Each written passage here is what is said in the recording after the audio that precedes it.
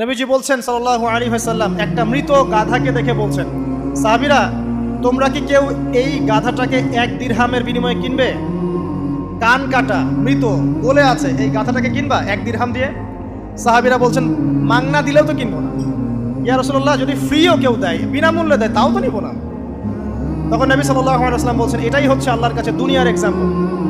ওই মৃত গাধা তোমাদের কাছে যতটা না ইম্পর্টেন্ট, যতটুকু মূল্য রাখে, আল্লাহর কাছে এই দুনিয়া তার চেয়েও কম মূল্য রাখে। তো এই দুনিয়াতে তো সব ফয়সালা হবে না। আমরা তো হতাশ হয়ে যাই না যে দুনিয়াতে এমন কেন, এটা কেন, ওইটা কেন। দুনিয়া এটারই জায়গা। দুনিয়া সব কিছুর কনক্লুশনের জায়গা না, সব কিছুর পরিসমাপ্তির জায়গা হচ্ছে কিয়ামতের মাঠ। ওই দিন যে সফল সে সফল, যে ব্যর্থ সে ব্যর্থ। দুনিয়ার বাড়ি গাড়ি, স্ট্যাটাস, চাকরি বাকরি, ইজ্জত সম্মান, এটা সাফল্য ব্যর্থতার মানদণ্ড নয়, চূড়ান্ত মানদণ্ড নয়। চূড়ান্ত মানদণ্ড কি? ফামান যুহজিহা আনিন নার ওয়া উদখিলাল জান্নাহ ফাকাদ ফাজ। যাকে জাহান্নাম থেকে বাঁচানো হবে, জান্নাতে প্রবেশ করানো হবে, পুলসিরাত পার হতে পারবে, এই একমাত্র ব্যক্তি সফল। সাফল্যের সংজ্ঞাটা জেনে রাখবেন, তাহলে আপনি দুনিয়াতে হতাশ হবেন না ইনশাআল্লাহ। এবার কি হলো, যখন আদম আলাইহিস সালাম সমস্ত নাম শিক্ষা দেওয়া সমস্ত নাম বলে দিলেন, এখানে নাম মানে কিন্তু খালি নাম নয়, জ্ঞান বলে দিলেন, তখন আল্লাহ রাব্বুল আলামিন ফেরেশতাদেরকে বললেন, তোমরা সবাই এখন আদমকে সিজদা করো। ওয়া ইয কুলনা লিল মালাইকাতি ইসজুদু লি আদম। আল্লাহ পাক এবার বলছেন, আমি সমস্ত মালায়েকাকে বললাম তোমরা আদমকে সিজদা করো। ফাসাজাদু, সবাই সিজদা করলো, ইল্লা ইবলিস, ইবলিস সিজদা করলো না। কেন করলে না? ইবলিসকে বলা হচ্ছে, ইয়া ইবলিস মা মানাকা আল্লা তাসজুদা ইয আমারতুক। তোমাকে কে নিষেধ করলো সিজদা করতে ওই আদমকে, যাকে আমি আদেশ করেছি? কে নিষেধ করলো? তখন ইবলিস বলছে, খলাকতানি মিন নার ওয়া খলাকতাহু মিন তিন। আমাকে সৃষ্টি করেছেন আগুন দিয়ে, আর আদমকে সৃষ্টি করেছেন মাটি দিয়ে, আমি কিভাবে তাকে সিজদা করতে পারি? ইবলিস বলতে চাইলো যে আপনি যে বলছেন আদমকে সিজদা করো, আদম তো মাটির তৈরি, আমি তো আগুনের তৈরি, তাহলে আপনি ভুল বলছেন। নাউজুবিল্লাহ। আগুন কেন মাটির সামনে নত হবে? মাটি আগুনের সামনে নত হওয়া উচিত। তার কেয়াস হচ্ছে এমন। কেয়াস মানে কি? তার এটা কি? হ্যাঁ, তার এটা যুক্তি, তার এটা যুক্তি এবং দর্শন যে আমি কেন তাকে সিজদা করব? আমি তো আগুনের তৈরি, আর আদম হচ্ছে মাটির তৈরি। তো খলাকতাহু মিন নার ওয়া খলাকতানি মিন তিন, খলাকতানি মিন নার ওয়া খলাকতাহু মিন তিন। আমাকে সৃষ্টি করেছেন আগুন দিয়ে, আদমকে সৃষ্টি করেছেন মাটি দিয়ে। আবা ওয়াস্তাকবারা, আল্লাহ পাক বলছেন সে উদ্ধত হলো এবং অহংকার প্রদর্শন করল। আর আল্লাহ পাক অনেক কিছু মাফ করে দেন, কিছু কিছু বিষয় আল্লাহ পাক মোটেই পছন্দ করেন। তার মধ্যে একটা হচ্ছে অহংকার, তার মধ্যে একটা হচ্ছে শিরক, তার মধ্যে একটা হচ্ছে অন্যের হক নষ্ট করা, তার মধ্যে একটা হচ্ছে আদম সন্তানকে হত্যা করা, তার মধ্যে একটা হচ্ছে বৃদ্ধ বয়সে ব্যভিচার করা, তার মধ্যে একটা হচ্ছে মুরতাদ হয়ে যাওয়া। ওই যে খ্রিস্টান হয়ে যাচ্ছেন না, খালি মরেন তারপর বুঝবেন, খালি মালাকুল মউত আসুক তারপর বুঝবেন। আল্লাহ রাব্বুল আলামিন বলছেন তার রাসূলের মাধ্যমে, কেউ যদি সাক্ষ্য দেয় আল্লাহ ছাড়া কোনো মাবুদ নাই, মুহাম্মদ সাল্লাল্লাহু আলাইহি ওয়াসাল্লাম শেষ নবী, ঈসা ইবনে মারইয়াম আল্লাহর প্রেরিত নবী, আল্লাহর পুত্র নন, জান্নাত সত্য এবং জাহান্নাম সত্য, এই 5টা বিষয় যদি কেউ সাক্ষ্য দেয়, ইনশাআল্লাহ সে জান্নাতে যাবে, তার আমল যেমনই হোক না কেন। টাকার বিনিময়ে, চাকরির বিনিময়ে, সমাজ সেবার নামে আর চিকিৎসার নামে ঈমান বিক্রি করে ফেললেন। সুবহানাল্লাহ, সুবহানাল্লাহ। তোমাদের এই পৃথিবীতে বেঁচে থাকার চাইতে মাটির তলে চলে যাওয়া ভালো। আবর্জনার কোনো প্রয়োজন নাই আল্লাহর এই জমিনে। এই মুসলিম উম্মার আবর্জনার কোনো প্রয়োজন নাই। এই মুসলিম উম্মার ইমানদার সাহসী তরুণ প্রজন্মের দরকার। আল্লাহ পাক কবুল করুন, আমিন। এরপরে কি হলো? ইবলিস সিজদা করলো না, আবা ওয়াস্তাকবার, সে উদ্ধত হলো এবং অহংকার প্রদর্শন করলো। এবার আল্লাহ পাক জিজ্ঞাসা করলেন, কেন করলে না? কেন করলে না? সে বললো যে আগুন দিয়ে সৃষ্টি করেছেন আমাকে, তাকে সৃষ্টি করেছেন আপনি মাটি দিয়ে, সো আপনি ভুল, আমি সঠিক, আমি কেন তাকে সিজদা করব? আল্লাহ পাক তখন আর তার প্রতি রহম করলেন না। আল্লাহ পাক তখন তাকে বলছেন, ফাখরুজ মিনহা, এখান থেকে বেরো। আল্লাহ পাক যেমন গফুর রহিম, আরহামুর রহিমিন, ঠিক তেমনি আল্লাহ পাক শাদীদুল ইকাব, কঠিন শাস্তিদাতাও বটে। আল্লাহ পাক শুধু কি দয়াই করবেন, শাস্তি দিবেন না? দিবেন। ফাখরুজ, অপদস্থ হয়ে, লাঞ্ছিত হয়ে এখান থেকে বের হয়ে যাও। এখানে অহংকার করার অধিকার তোমাকে দেওয়া হয় না, এখান থেকে বের হয়ে যাও। এবার ইবলিস বের হয়ে যাচ্ছে। বের হয়ে যাওয়ার সময় ইবলিস বলছে রব্বি। কি বলছে? রব্বি। দেখেন, ইবলিস আল্লাহকে বলছে রব্বি। মানে ইবলিস আস্তিক। ইবলিস কি আস্তিক? ইবলিস আল্লাহ বিশ্বাস করে। ইবলিস বলছে রব্বি, হে আমার রব, আনজিরনি ইলা ইয়াউমি ইউবআসুন, আমাকে কিয়ামত দিবস পর্যন্ত অবকাশ দেন। আমাকে তো বের করে দিচ্ছেন, ঠিক আছে, আমাকে কিয়ামত দিবস পর্যন্ত অবকাশ দেন। শব্দ চয়ন হচ্ছে রব্বি, হে আমার রব। মানে ইবলিস কিন্তু নাস্তিক না। তাহলে এখন যারা এই যে এথিজমে বিশ্বাস করছেন, আসলে এরা কেউ নাস্তিক না, এরা ইসলাম বিদ্বেষী। কখনো দেখবেন না তাদেরকে অন্য ধর্মের কোনো বিষয় নিয়ে কটু মন্তব্য করছে, প্রশ্ন উত্থাপন করছে, এমনটা খুব কমই দেখবেন। এতে যত মাথা ব্যথা ইসলাম নিয়ে। এখানে দেখেন ইবলিসের কথা বলছি, ইবলিস কিন্তু আস্তিক। ইবলিস কি বলছে? রব্বি আনজিরনি ইলা ইয়াউমি ইউবআসুন, হে আমার রব। ইবলিস জানে যে আল্লাহ তার রব। ওই যে সূরা হাশরের শেষের দিকে পড়ে দেখবেন ইবলিস বলে উকফুর, তোমরা কুফরি করো। তারপরে মানুষ যখন কুফরি করে সে বলে আমি ইন্নী আখাফুল্লাহ রাব্বাল আলামিন, আমি আল্লাহকে ভয় করি যে জগৎ সমূহের প্রতিপালক। শয়তানকে মানুষকে জিজ্ঞাসা করবে জাহান্নামীরা, তুমি আমাদেরকে পথভ্রষ্ট করেছে। শয়তান বলবে আমি কিচ্ছু করি নাই, আমি তোমাদেরকে কোনো কাজে ফোর্স করি নাই, আমি শুধু তোমাদেরকে ওয়াসওয়াসা দিয়েছি, তোমরা নিজেরাই কাজ করছো। ফালা তালুমুনি ওয়ালুমু আনফুসাকুম, সূরা ইব্রাহিম পড়ে দেখেন। শয়তান বলবে তোমরা আমাকে লানত করো না, নিজেদেরকেই লানত করো, আমি তো তোমাদেরকে বাধ্য করে কাজ করাই নাই, তোমরা নিজেরাই করেছো এই কাজ। আসুন সামনে যাই। এবার আল্লাহ পাক যখন ইবলিসকে বের করে দিলেন, সে বলছে আমাকে কিয়ামত পর্যন্ত অবকাশ দিন। কিয়ামত পর্যন্ত অবকাশ নিয়ে ইবলিস কি করবে? উত্তর, ইবলিস বলছে ফাবিমা আগওয়াইতানি, হে আল্লাহ, যে কারণে বা যে আদমের কারণে আপনি আমাকে এখান থেকে বের করে দিলেন, লাআকউদান্না লাহুম সিরাতাকাল মুস্তাকিম, আমি সে আদম সন্তানের সরল পথে ওত পেতে বসে থাকব। শয়তানের কথা কি মনে থাকবে যুবক ভাইরা? শয়তানের চ্যালেঞ্জ কি? আমি আদম সন্তানের সরল পথে ওত পেতে বসে থাকবো, মানে আমার আপনার সবার পথে সে ওত পেতে বসে আছে। এটা যদি মাথায় থাকে তাহলে জীবনে চলা সহজ হয় না? আর কি করবো? সুম্মা লাআতিয়ান্না মিন বাইনি আইদিহিম, শুধু বসেই থাকবো না, আমি আসবো তাদের সামন থেকে, ওয়া মিন খালফিহিম, তাদের পিছন থেকে, ওয়া আন আইমানিহিম, তাদের ডান দিক থেকে, ওয়া আন শামাইলিহিম, তাদের বাম দিক থেকে, ওয়ালা তাজিদু আকসারাহুম শাকিরিন, হে আল্লাহ, আপনি বেশিরভাগ আদম সন্তানকে শুকরগুজার পাবেন না। কার কথা? শয়তানের এই কথাটা কি সত্য না মিথ্যা? এখন বেশিরভাগ লোক নামাজ পড়ে না পড়ে না? পড়ে। বেশিরভাগ মুসলিমের দাড়ি আছে না নাই? বেশিরভাগ মুসলিম সুদ খায় না খায় না? এখন বেশিরভাগ তরুণ প্রজন্ম জেনায় আছে না নাই? পর্নোগ্রাফি সবাই দেখে না দেখে না? অন্যের সম্পদ আত্মসাৎ মানুষ করছে না? দুর্নীতি করছে না? ঘুষ খাচ্ছে না? ইসলামের বিধান 100% পালন করে কত পার্সেন্ট মানুষ? খুব কম। আচ্ছা বাদ দেন এত বড় বড় কথা, শুধু কোরআনুল কারীম তেলাওয়াত করতে পারে কতজন মানুষ? বলি না আমরা 90% মুসলিমের বাংলাদেশ, তো 90% মুসলিমের বাংলাদেশে কত ভাগ মুসলিম কোরআন তেলাওয়াত করতে পারে? একটা শুমারি করে দেখেন, কোরআন শুমারি। এটা কোরআন শুমারি করে দেখেন যে কত পার্সেন্ট মুসলিম শুদ্ধ করে কোরআন পড়তে পারে। যারা পড়তে জানে তাদেরও পড়া যে কত ভুল আছে, আলেম ওলামার কাছে গেলে বুঝতে পারবেন। আর এই ভুলের কারণে যে অর্থ কত পরিবর্তন হচ্ছে আপনি তো জানেনই না।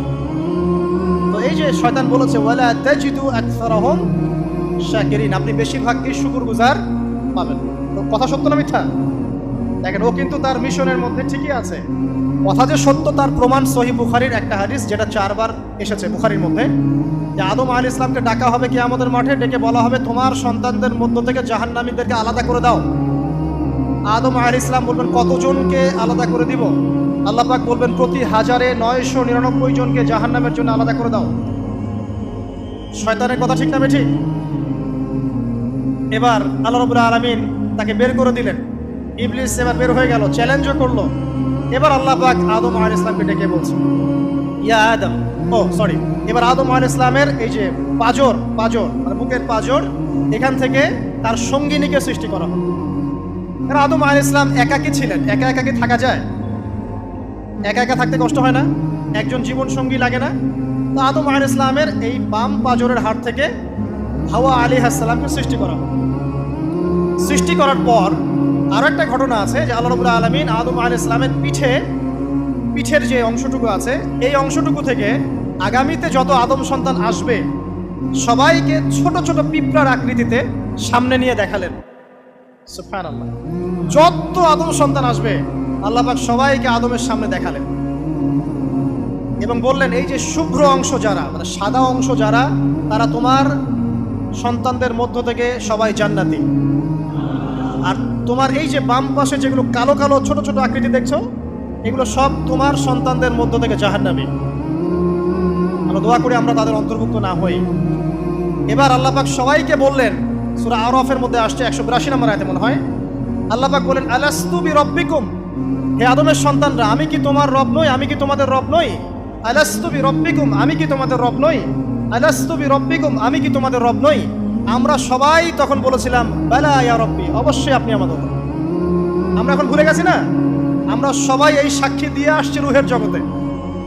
আর রুহের জগৎ বলে একটা জগৎ আছে, অনেক জগৎ আছে। রুহের জগৎ একটা, দুনিয়ার জগৎ একটা, জিন জাতির জগৎ আলাদা, বারজাখ পরকালে যে কবরে রাখার পরে বারজাখের জগৎ একটা, আর দারুল করার যেটা হবে একদম জান্নাত জাহান্নাম, ওটা আরেকটা জগৎ। এই যে মহাবিশ্ব যে সম্প্রসারিত হচ্ছে, এক এক গ্যালাক্সিতে এক একটা জগৎ না, এরকম বহু জগৎ আছে। রুহের জগতে আমরা এই ওয়াদা আল্লাহর কাছে করে এসেছি। এটাকে আহদে আলাস্তু বলে। কি বলে? আহদে আলাস্তু, মানে আলাস্তু বিরব্বিকুম, আমি কি তোমাদের রব নই? আমরা বলেছিলাম হ্যাঁ আপনি আমাদের রব। একটা মজার কথা আছে এখানে, যখন আদম আলাইহিস সালাম দেখছিলেন তার সন্তানদেরকে সাদা সাদা আকৃতি ছোট ছোট, এর মধ্যে একটা সন্তানকে দেখে, একজন সন্তানকে দেখে তার প্রচন্ড ভালো লেগেছিল এবং তিনি অত্যন্ত সুদর্শন ছিলেন। তাকে দেখে তার প্রচন্ড রকম ভালো লেগেছিল। আল্লাহ পাককে তিনি জিজ্ঞাসা করলেন, হে আল্লাহ, আমার সন্তানদের মধ্যে কে, এই সুন্দর সন্তান কে? আল্লাহ পাক বললেন, সে হচ্ছে তোমার সন্তান দাউদ। কি নাম? দাউদ আলাইহিস সালাম। আর আপনাকে বলে রাখি, আদম আলাইহিস সালামের ব্যাপারে যেমন আল্লাহ পাক বলেছেন আদম আমার খলিফা, ঠিক দাউদ আলাইহিস সালাম সম্পর্কেও আল্লাহ পাক বলেছেন দাউদ আমার খলিফা। বুঝতে পারলেন? কোথায় আছে? সূরা সাদ পড়ে দেখেন। ঠিক আদম আলাইহিস সালাম সম্পর্কে আল্লাহ পাক বলেছেন না যে আমি পৃথিবীতে খলিফা পাঠাচ্ছি, ঠিক দাউদ আলাইহিস সালাম সম্পর্কেও আল্লাহ পাক বলেছেন দাউদ আমার খলিফা। ইয়া দাউদ ইন্না জাআলনাকা খলিফাতান ফিল আরদ ফাহকুম বাইনান নাসি বিল হক ওয়া লা তাত্তাবি'ল হাওয়া। আয়াতটা পড়ে দেখবেন, ওইদিকে আমি পরে আসছি। তো ওই সন্তানকে দেখে তার এত ভালো লাগলো, আল্লাহর কাছে তিনি জিজ্ঞাসা করছেন, হে আল্লাহ, আমার এই সন্তানের হায়াত কত? আল্লাহ পাক বলছেন, তোমার এই সন্তানের হায়াত হচ্ছে 60 বছর। কত বছর? 60 বছর। আর আমাদের উম্মতে মুহাম্মাদের কিন্তু গড় আয়ু এরকম 60-65, এর বেশি না গড় আয়ু। তখন আদম আলাইহিস সালাম বলেন, আল্লাহ, আমার হায়াত থেকে তাকে 40 বছর দিয়ে দাও। আমার হায়াত থেকে তাকে 40 বছর দিয়ে দাও। আল্লাহ পাক তাকে 40 বছর দিয়ে দিলেন। তাই আদম আলাইহিস সালামের 1000 বছর হায়াত হয়ে গেল 960 বছর, আর দাউদ আলাইহিস সালামের 40 বছর হায়াত হয়ে গেল 100 বছর। এখন আসেন এই জায়গায় যে আদম আলাইহিস সালাম এবং দাউদ আলাইহিস সালাম দুইজনকে আল্লাহ পাক কি বলেছেন? খলিফা। খলিফা কে? খলিফা কাকে বলে? এটা একটু শুনে নি ছোট্ট করে। সূরা সাদ পড়বেন 24 কি 26 নম্বর আয়াত। আল্লাহ পাক বলছেন, ইয়া দাউদ, হে দাউদ, খলিফার কাজ কি এটা শোনেন। হে দাউদ, ইন্না জাআলনাকা খলিফাতান ফিল আরদ, নিশ্চয়ই আমি আল্লাহ তোমাকে পৃথিবীতে খলিফা করেছি। কি করেছি? খলিফা করেছি। তোমার কাজ কি? ফাহকুম বাইনান নাসি বিল হক, মানুষের মাঝে আল্লাহর বিধান দ্বারা হকের মানদণ্ডে বিচার ফয়সালা করবে। আর আল্লাহর খলিফার দায়িত্ব কি? আল্লাহর বিধান দ্বারা বিচার ফয়সালা করা। ওয়ালা তাত্তাবি'ল হাওয়া, তুমি নিজের প্রবৃত্তির অনুসরণ করবে না। ফায়ুদিল্লাকা আন সাবিলিল্লাহ, তাহলে তোমাকে এটা সরল পথ থেকে বিচ্যুত করে দেবে। ইন্নাল্লাযীনা ইউদিল্লুনা আন সাবিলিল্লাহ, নিশ্চয় যারা আল্লাহর পথ থেকে বিচ্যুত হয়ে যায়, লাহুম আযাবুন শাদীদ, তাদের জন্য কঠিন শাস্তি আছে। বিমা নাসু ইয়াউমাল হিসাব, এই কারণে যে তারা হিসাবের দিনটা ভুলে গেছে। এই আয়াত থেকে খলিফার ফাংশন বুঝতে পারলেন? খলিফার ফাংশন কি? আপনি যা ইচ্ছা তাই ফয়সালা করবেন, নিজের মন গড়া যা ইচ্ছা রচনা করবেন। ফাহকুম বাইনান নাসি বিল হক, মানুষের মধ্যে হকের মানদণ্ডে বিচার ফয়সালা করুন। হকটা কি জিনিস? আমার দর্শন হক, আমার ফিলোসফি হক, আমার যুক্তি, আমার বিজ্ঞান, এগুলোই হকের মানদণ্ড। হকের মানদণ্ড কি? কোথায় উত্তর আছে? কোরআনেই উত্তর আছে। কোন সূরা? সূরা কাহফ। কত নম্বর আয়াত? আয়াত নাম্বার 29। আল্লাহ পাক বলছেন, ওয়াকুলিল হাক্কু মির রাব্বিকুম, হক সেটাই যা তোমার রবের পক্ষ থেকে নাযিল। কথা কি ক্লিয়ার? হক কি জিনিস? যা তোমার রবের পক্ষ থেকে নাজিল হয়। ফামান শাআ ফালইউমিন, যার ইচ্ছা হয় সে স্বীকার করুক। ওয়ামান শাআ ফালইয়াকফুর, যার ইচ্ছা হয় সে অস্বীকার করুক। ইন্না আ'তাদনা লিযালিমিনা নারান, অস্বীকারী জালেমদের জন্য আমি আগুন প্রস্তুত করে রেখেছি। তো এখানে আপনি হকের সংজ্ঞা পেলেন এবং হকের মানদণ্ডে বিচার ফয়সালা করলে পরে খলিফা হয়। যদি আল্লাহ পাকের হকের মানদণ্ডে কেউ ফয়সালা না করে সে আল্লাহর খলিফা নয়, সে শয়তানের খলিফা। কথা কি ক্লিয়ার? আচ্ছা, এখন যদি আপনি বাধ্য হন কোনো ক্ষেত্রে সেটা আলাদা বিষয়, বাধ্য হয়েছেন সেটা আলাদা বিষয়, কিন্তু আকীদা স্পষ্ট থাকতে হবে যে আল্লাহ রাব্বুল আলামিনের বিধান চূড়ান্ত, এর উপর কোনো বিধান নাই। এখন আপনি আদম এবং দাউদ আলাইহিস সালামের মধ্যে একটা সম্পর্ক বুঝতে পারলেন। এবার আল্লাহ পাক আদম আলাইহিস সালামকে ডাকলেন, ডেকে বলছেন, আদম এবং হাওয়া, তোমরা দুজন উসকুন আনতা ওয়া যাওজুকাল জান্নাহ, এবার তুমি আর তোমার স্ত্রী হাওয়া তোমরা জান্নাতে থাকো। ফাকুলা মিনহা রাগাদান হাইথু শি'তুমা, জান্নাতের যেখান থেকে ইচ্ছা তোমরা ফল খাও বা যা ইচ্ছা তাই করো, সবকিছু উন্মুক্ত তোমাদের জন্য জান্নাতে। একটা বিষয়, ওয়ালা তাকরাবা হাদিহিশ শাজারা, এই যে গাছটা দেখছো এই গাছের কাছেও যাবে না। এখানে শব্দ এমন না যে গাছের ফল খাবে না, শব্দ হচ্ছে এমন গাছের কাছেও যাবে না। যেমন ওয়ালা তাকরাবু জিনা, জিনা করবে না আল্লাহ পাক বলেননি, বলেছেন জিনার কাছেও যাবে না। ওয়ালা তাকরাবু মাল আল ইয়াতীম, ইয়াতীমের মাল খাবে না আল্লাহ পাক বলেন নাই, আল্লাহ বলছেন ইয়াতীমের মালের কাছেও যেও না। আমি কি বুঝাতে পারছি? এই গাছের কাছেও যেও না। এবার জান্নাতে তারা থাকতে লাগলেন। এবার ইবলিস তো আর হাল ছেড়ে দেয় নাই, সে কি বলেছিল, ডান বাম সামন পিছন সব দিক থেকে আসবে। সে এসে ওয়াসওয়াসা দেয়। কি ওয়াসওয়াসা দেয়? হে আদম হাল আদুল্লুকা, আমি কি তোমাকে বলে দিব, আলা শাজারাতিল খুলদ ওয়া মুলকিন লা ইয়াবলা, হে আদম আমি কি তোমাকে বলে দিব এমন একটা গাছের কথা যেই গাছের ফল খেলে পরে তুমি চিরস্থায়ী জীবন লাভ করবে, কোনোদিন মারা যাবে না। এই চিরস্থায়িত্বের টোপ দিচ্ছে কে? এই চিরস্থায়ী ক্ষমতার টোপে মানুষ পথ হারাচ্ছে না পৃথিবীতে। ওয়া মুলকিন লা ইয়াবলা, এমন রাজত্ব পাবে যেই রাজত্ব কখনো ক্ষয় হবে না। চিরস্থায়িত্বের টোপ, রাজত্বের টোপ, এই দুটোই হচ্ছে পৃথিবীতে মানুষকে পথভ্রষ্ট করার শয়তানের অস্ত্র। কথা মনে বুঝতে পারেন না? আমার মাথার উপর দিয়ে যাচ্ছে, বুঝতে পারবেন ইনশাআল্লাহ। তো টোপ দিচ্ছে দুইটা, হাল আদুল্লুকা আলা শাজারাতিল খুলদ ওয়া মুলকিন লা ইয়াবলা। করতে করতে করতে করতে একদিন সত্যি সত্যি আমাদের পিতামাতা সেই গাছের কাছে চলে গেলেন। যখনই চলে গেলেন, ফালাম্মা যায়াকা শাজারা, যখন তারা গাছের কাছে চলে গেলেন, বাদাত লাহুমা সাওআতিহিমা, তাদের পরনে যে জান্নাতি কাপড় ছিল ধাপাস করে খুলে পড়ে গেল। ইন্না লিল্লাহি ওয়া ইন্না ইলাইহি রাজিউন। আমাদের পিতামাতাকে পুরো মহাবিশ্বে ফেরেশতাদের সামনে জান্নাতে নগ্ন করে দিল ইবলিস। আমি মনে বুঝাতে ব্যর্থ হচ্ছি। আমাদের পিতামাতাকে জান্নাতে ফেরেশতাদের সামনে, সবার সামনে নগ্ন করে কাপড় খুলে ফেললো কে? ইবলিস। তো এখন যে কাপড় খোলার সংস্কৃতি চলছে, কারা এরা? ওরা জিন শয়তান, এগুলো মানুষ শয়তান। শয়তান দুই প্রকার, মিনাল জিন্নাতি ওয়ান নাস, জিন শয়তান আর মানুষ শয়তান। ওই জিন শয়তান এদেরকে ওয়াসওয়াসা দিয়ে দিয়ে নগ্ন করেছে। এরা এখন নগ্নতার আন্দোলন শুরু করেছে এবং আমি জানি কয়দিন পরে এটা বিকিনি পরেও ঘুরবে। অবাক হচ্ছেন? এই আমাদের আলামতের মধ্যে অন্যতম হচ্ছে মানুষ রাস্তার ধারে ধারে জেনা করবে, রাস্তার মনে মনে জেনা হবে। তখন তার সবচেয়ে ভালো মানুষ হবে সেই ব্যক্তি যে গিয়ে বলবে, বাবা তোমরা জেনা করছো, এই দেয়ালের পিছনে গিয়ে করতে পারলা না, সে হবে সবচেয়ে ভালো মানুষ। এই যে কাপড় খোলার সংস্কৃতি শুরু হয়েছে, এটা কার সংস্কৃতি? বাদাত লাহুমা সাওআতিহিমা। আল্লাহ পাক আরো বলছেন, ইয়া বানি আদম, হে আদম সন্তান, লা ইয়াফতিনান্নাকুমুশ শাইতান, শয়তান যেন তোমাদেরকে ফিতনায় ফেলতে না পারে। কামা আখরাজা আবাওয়াইকুম মিনাল জান্নাহ, ঠিক যেভাবে শয়তান তোমাদের পিতামাতাকে জান্নাত থেকে বের করে দিয়েছিল। আর কি করেছিল? কামা আখরাজা আবাওয়াইকুম মিনাল জান্নাহ ইয়ানজিউ আনহুমা লিবাসাহুমা, শয়তান তোমাদের পিতামাতার লেবাস পোশাক খুলে ফেলেছিল। ঠিক এভাবেই যেন পৃথিবীতে শয়তান তোমাদেরকে ফিতনায় ফেলতে না পারে, আল্লাহ পাক সতর্ক করছেন। এখন কি বুঝতে পারছেন? এই নগ্নতার যে 6 লাভ, নগ্নতা, অশ্লীলতা, পর্নোগ্রাফি, বেহায়াপনা, ফ্রি মিক্সিং, নারীদেরকে নগ্ন করে রাস্তায় বের করে নিয়ে আসা, এগুলো কার এজেন্ডা? শয়তানের এজেন্ডা। এর উপর কোনো কথা নাই, কারণ কোরআনের উপর কোনো সত্য নাই। এগুলোর উপরে কোনো কথা হবে না, বিকজ কোরআনের উপর কোনো সত্য নাই। আছে? নাই। কোরআনে আল্লাহ পাক বলেছেন যে শয়তান ফিতনায় ফেলেছিল, ইয়ানজিউ আনহুমা লিবাসাহুমা, শয়তান তোমাদের পিতামাতার লেবাস খুলে ফেলে দিয়েছিল। ওয়াতাফিকা ইয়াখদিফানি আলাইহিমা মিন ওয়ারাকিল জান্নাহ, তখন আমাদের পিতামাতা জান্নাতের গাছের যে এই যে পাতাগুলো আছে এগুলো ছিঁড়ে ছিঁড়ে লজ্জাস্থান থাকতে লাগলেন। ইন্না লিল্লাহ। আমাদের পিতামাতার কি দুর্দশা হয়েছিল, আমাদের পিতামাতার কি দুর্দশা, কি লজ্জা হয়েছিল তখন। চিন্তা করে দেখেন, শয়তান কাপড় খুলে ফেলে দিয়েছে। আর আমাদের পিতামাতা, আমাদের মা, আমাদের বাবা জান্নাতের এই যে পাতাগুলো ছিঁড়ে ছিঁড়ে গায়ের লজ্জাস্থান ঢাকা শুরু করেছেন। কি পরিমাণ লজ্জা চিন্তা করেন। আপনাকে যদি এখানে কেউ নগ্ন করে ফেলে এবং আপনি যদি না চান বিষয়টা, সবাই জোর করে আপনার কাপড় খুলে ফেলে, আপনার কেমন লাগবে? কেমন লাগবে? এই ঘটনা ঘটেছে মহাবিশ্বে, শয়তান ঘটিয়েছে। এরপর আল্লাহ পাক ডাকলেন, ডেকে বলছেন, ইয়া আদম, হে আদম, আলাম আনহাকুমা আন তিলকুমা শাজারা, হে আদম, আমি কি তোমাদেরকে দুজনকে নিষেধ করি নাই যে গাছের কাছে যাবে না? আমি কি তোমাদের দুজনকে নিষেধ করি নাই যে তোমরা গাছের কাছে যাবে না?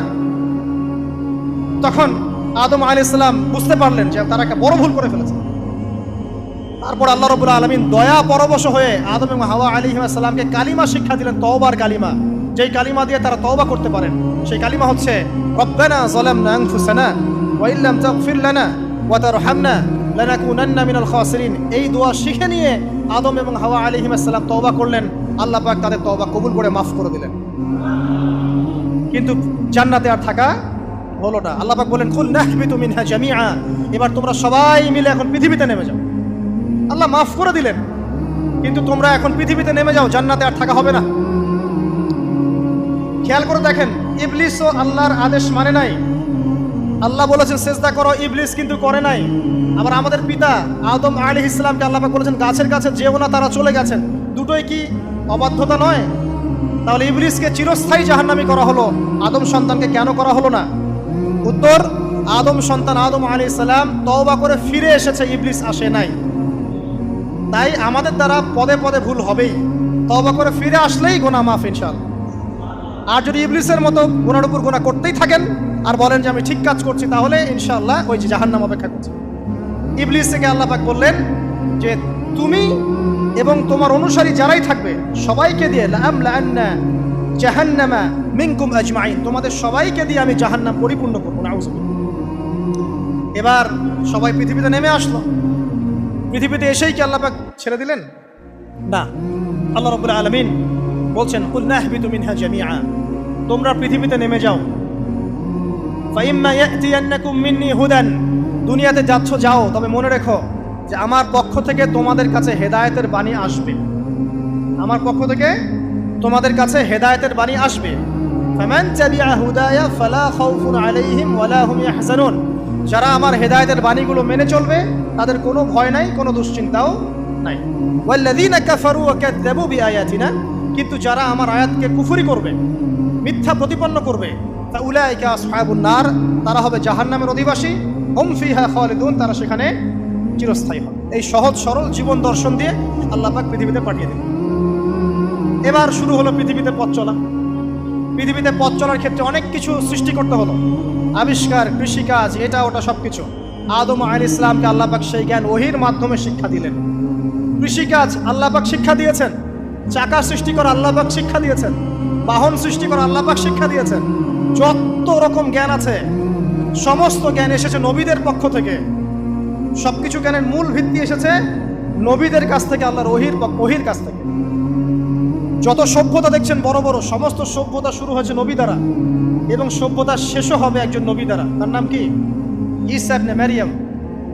আদম আলাইহিস সালাম আল্লাহর দেয়া শিক্ষায় শিক্ষিত হয়ে দুনিয়াতে চলতে লাগলেন এবং তওবা ইস্তেগফার করতে লাগলেন, কাঁদতে লাগলেন। দীর্ঘকাল তারা ক্রন্দন করেছেন। কি কারণে? ওই যে একটা ভুল তারা করে ফেলেছে। দুনিয়াতে এসে ক্রন্দন করতে করতে করতে করতে আল্লাহ রাব্বুল আলামিন এক পর্যায়ে তওবা কবুল করে ফেললেন। এবার সামনে যান। তাদের সন্তান হলো হাবিল এবং কাবিল।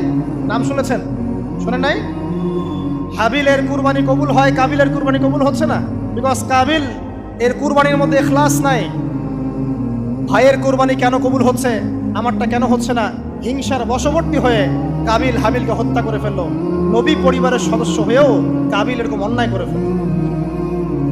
আর কি হলো? রাসূল সাল্লাল্লাহু আলাইহি সাল্লাম বলেছেন, পৃথিবীতে যত মানুষ অন্যায়ভাবে নিহত হবে, পৃথিবীতে যত মানুষ অন্যায়ভাবে খুন হবে, সমস্ত খুনের পাপের একটা অংশ কাবিলের আমলনামায় যুক্ত হবে। কারণ সেই প্রথম খুন চালু করেছে। এই যে আজকে গুনাহে জারিয়া চালু করছেন না, সুদী এনজিও, সুদী সমিতি, সিনেমা হল, এইটা ওইটা, মদের বার, যত গুনাহে জারিয়া চালু করছেন, মৃত্যু হবে, কবরে যাবেন ঠিকই, কিন্তু গুনাহ কমবে না ইনশাআল্লাহ। মনে করেন একজন নগ্ন ছবিতে অভিনয় করেছে, ঠিক আছে? এখন নাই পৃথিবীতে, বা কেউ অশ্লীল গান বাজনা করে দুনিয়া থেকে বিদায় নিয়েছে, দুনিয়াতে তার গান এখনো বাজছে, সে কবরে শুয়ে শুয়েই সেই গোনাগুলো পাচ্ছে। ঠিক আপনি যদি এখন ভালো কোনো কাজ করেন, দিনই কোনো ভালো কাজ করেন, মসজিদ হোক, মাদ্রাসা হোক, এতিমখানা হোক, বিধবাদের কোনো প্রকল্প হোক, বৃদ্ধাশ্রম হোক, মানবতার কোনো কল্যাণমূলক কাজ হোক, মৃত্যুর পরেও ইনশাল্লাহ আপনি নেকি পেতে থাকবেন। সদকায়ে জারিয়া আর গুনাহে জারিয়া ভালো করে বুঝবেন। একটা গুনাহ করে মাফ নেওয়া আলাদা বিষয়, আর গুনাহ চলতে থাকাটা আরেকটা বিষয়। আল্লাহ আমাদেরকে হেফাজত করুন, আমিন। নবী পরিবার এগিয়ে গেল এবং তাদের সময়ে তারা শুধু ক্রন্দন করেছেন, ইবাদত করেছেন, আল্লাহর কাছে ইস্তেগফার করেছেন এবং ওই যে জান্নাতে ফিরে যাওয়ার জন্য তারা আপ্রাণ চেষ্টা করেছেন। এক পর্যায়ে আদম আলাইহিস সালামের বয়স যখন 960 বছর হলো, আল্লাহ রাব্বুল আলামিন তাকে ওফাত দিলেন, তার ইন্তেকাল হয়ে গেল। ইন্না লিল্লাহি ওয়া ইন্না ইলাইহি রাজিউন। এরপরেও নবী পরিবার চলতে লাগলো। চলতে চলতে পরবর্তীতে আসলেন নূহ আলাইহিস সালাম, তারপরে ইব্রাহিম, আদ জাতি, তারপর সামুদ, তারপরে শুআয়ব, কওমে মাদিয়ান, মূসা, দাউদ, সুলাইমান, ইসহাক, ইয়াকুব। নবী পরিবার চলতেই লাগলো। এক পর্যায়ে ঈসা আলাইহিস সালামের পরে মুহাম্মদ সাল্লাল্লাহু আলাইহি ওয়াসাল্লামের মধ্য দিয়ে নবীদের সিলসিলা আল্লাহ পাক শেষ করে দিলেন।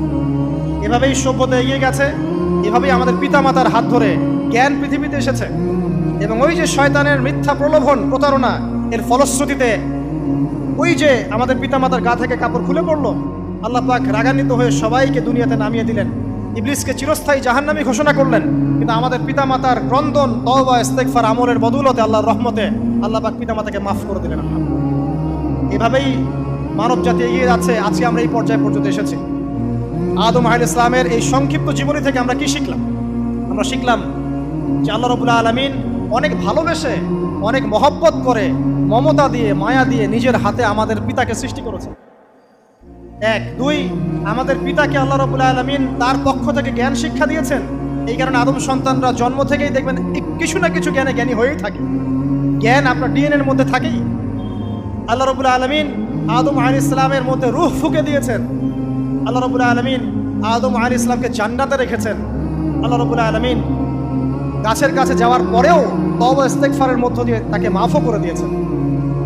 আল্লাহ রাব্বুল আলামিন আদম এবং হাওয়া আলাইহিস সালামের মধ্য দিয়ে এই পৃথিবীতে মানব জাতির সিলসিলা অব্যাহত রেখেছেন এবং কিয়ামত পর্যন্ত যত আদম সন্তান আসবে তাদের জন্য আল্লাহ পাক তার পক্ষ থেকে হেদায়েত প্রেরণ করেছেন। এক যুগে তাওরাত এসেছে, কখনো জাবুর, কখনো ইনজিল, কখনো কোরআন, সর্বশেষ টেস্টামেন্ট হিসেবে কোরআন এসেছে। এখন যদি এই ওহীর বাণী, কোরআন এবং এর ব্যাখ্যা হাদিস আমরা মেনে চলি, ইনশাআল্লাহ তাআলা আমরা আবার সেই জান্নাতে ফিরে যাব যেখান থেকে আমাদেরকে নামিয়ে দেওয়া হয়েছে। আর যদি আমরা কোরআন এবং হাদিস বা আল্লাহর ওহীর পরোয়া না করি, এর আলোকে জীবন না করি, তাহলে ওই ইবলিসের সাথেই আমাদেরকে জাহান্নামে থাকতে হবে। নাউযুবিল্লাহ। আল্লাহ রাব্বুল আলামিন আমাদের সবাইকে কোরআন এবং সুন্নাহ, আল্লাহর ওহী মেনে চলার তৌফিক দান করুন এবং ইবলিসের খপ্পর থেকে আল্লাহ পাক আমাদেরকে বাঁচিয়ে রাখুন।